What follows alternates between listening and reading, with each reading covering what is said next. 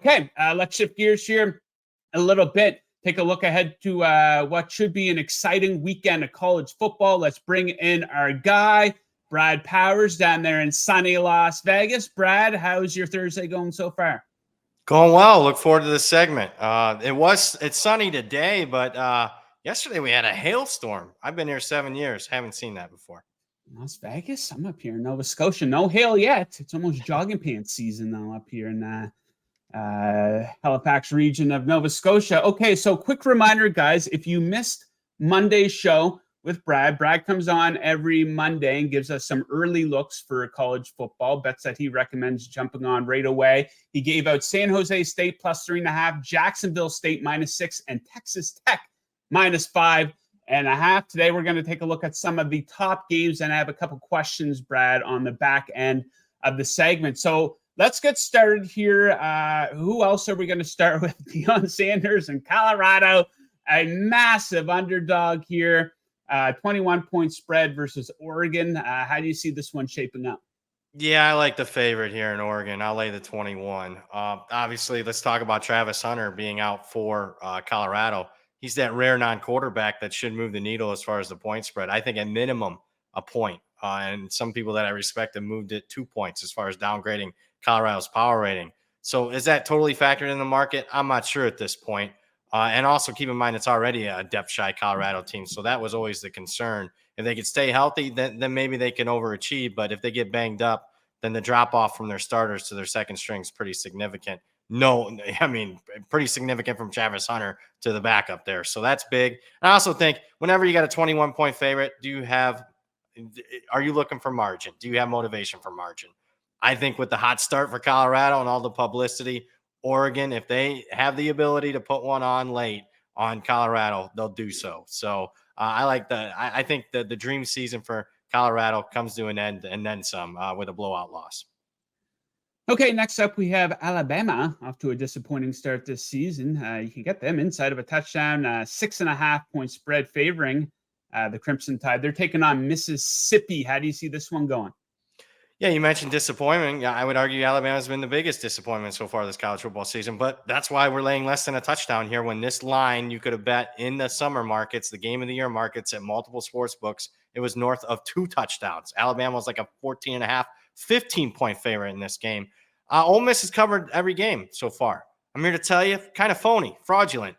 Took advantage of a Tulane team with a backup quarterback, and really were outplayed in that game. If you turn it on in the middle of fourth quarter, Ole Miss is only up by 3. You look at the final, they won by 17. Was not as dominating as the final. Speaking of that, last week, you turn on the middle of the fourth quarter, they're up by 10 against Georgia Tech. They end up winning 48-23. That gameplay was not as dominant as the final indicated. So I think Ole Miss is a little bit overrated right now. Alabama a little underrated. I get it. They're probably off their worst performance in any game in 15 years. But I like the move back to Jalen Milroe at quarterback, provided he's not turning it over, which is a big what if. I think Alabama will have success against an overrated Ole Miss defense. Let's lay the 6.5 with Alabama. Alabama. Okay. Last but not least, Clemson. Tight spread here, 2-point spread. They're taking on Florida State. Who do you like here? I'll take the home underdog. And speaking of that, doesn't happen very often with Clemson. First time in 7 years, in fact. You got to go back to when Lamar Jackson was playing in Louisville, a game that Clemson won and covered in that one as a short home underdog. It's not just that, though. I'm worried about the health of Jordan Travis, the Florida State quarterback, a little bit banged up in the BC game. How much is he going to be involved in the quarterback run game? We'll get a good look at that early on. Also, the fact that I worry about the Florida State back end, multiple breakdowns yet again against Boston College last week. And I think everyone kind of threw Clemson in the trash after the Duke performance on Labor Day night. I think they play their A game. Give me Clemson +2. Okay, so we talked about Alabama. We said, I think it's pretty clear that they're probably the most disappointing team here so far this season. It's still, only a couple games in, but I think that's fair to say.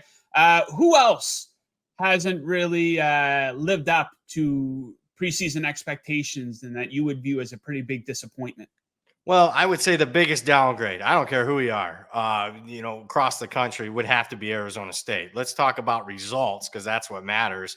Arizona State's 0-3 against the number, failing to cover by 22 points per game. That's incredibly bad. What's even worse is the fact that You look at the Arizona State's quarterback situation.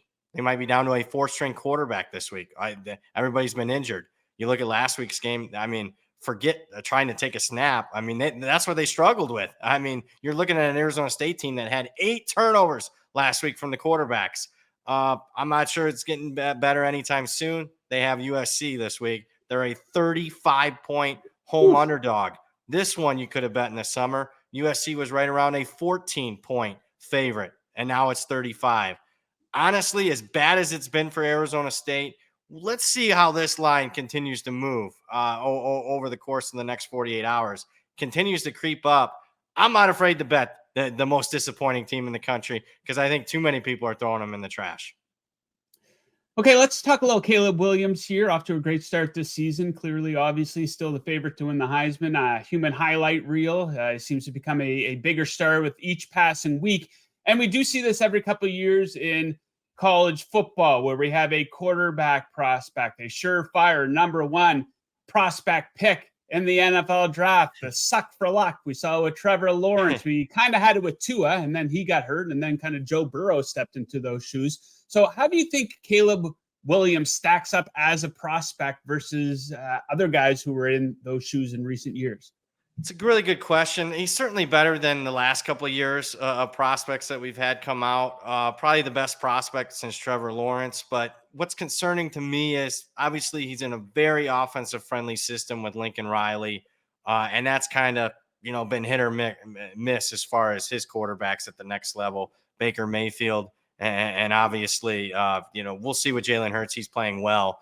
But Kyler Murray, not a good look there. So yeah, I'm a little concerned in that regard. I think that here's what I can safely say: the quarterback class for this upcoming season, including Caleb Williams, Drake May, and everybody, you can go down the list, is as deep and as talented and as good of a quarterback class as we've seen in recent NFL draft history.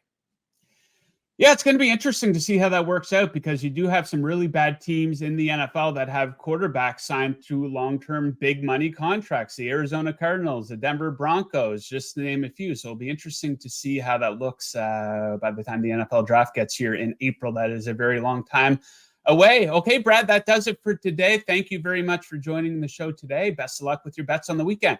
All right. Thanks for having me.